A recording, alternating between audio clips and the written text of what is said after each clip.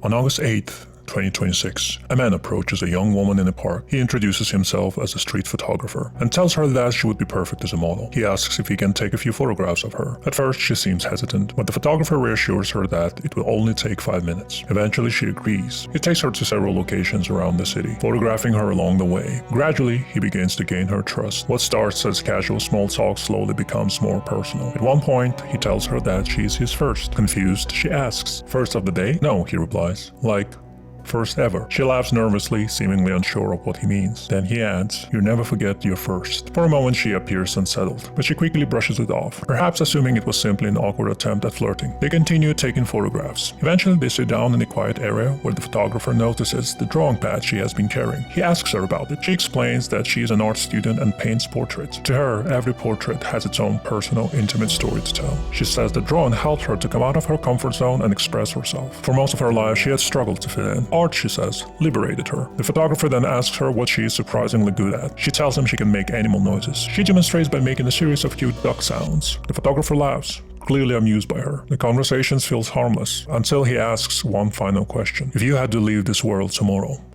what would you say?" She pauses. After thinking for a moment, she gives a heartfelt answer. She says she wishes there were more peace in the world, no wars, no fighting. She wishes people could simply love one another and stop hurting each other. The photographer tells her that he likes her answer, and with that, the interview ends. The video then begins showing the photographs he took of her that day. They are beautiful, warm, intimate, almost tender. Then the screen fades to black, and another photograph appears. This one is different. It doesn't look like a portrait, it looks like stalking. The images are darker now, blurred, faded, unsettling. In each photograph, the young woman is seen from behind. Her face is never visible. One shows her walking towards a tram, another shows her alone on the street, then outside of her dormitory, then entering the building, and finally entering her room. What follows is considerably more disturbing. A hand appears outside of her room. The door slowly opens. The photographs begin changing faster. The man approaches her while she is asleep. In one image, his hand is touching her hair. In the next, she's awake. She looks confused and frightened. She realizes that the strange man is standing inside her room. She attempts to escape, but he grabs her and throws her onto the bed. The photographs become increasingly blurred and chaotic as he begins strangling her. She fights back, but she cannot overpower him. The image appears faster and faster until suddenly they stop. The final image is a blurred photograph of the young woman screaming, her eyes filled with terror. Then another photograph appears, her drawing pad, the same one she had shown him earlier that day. In the following images, the man appears to be backing away from her, further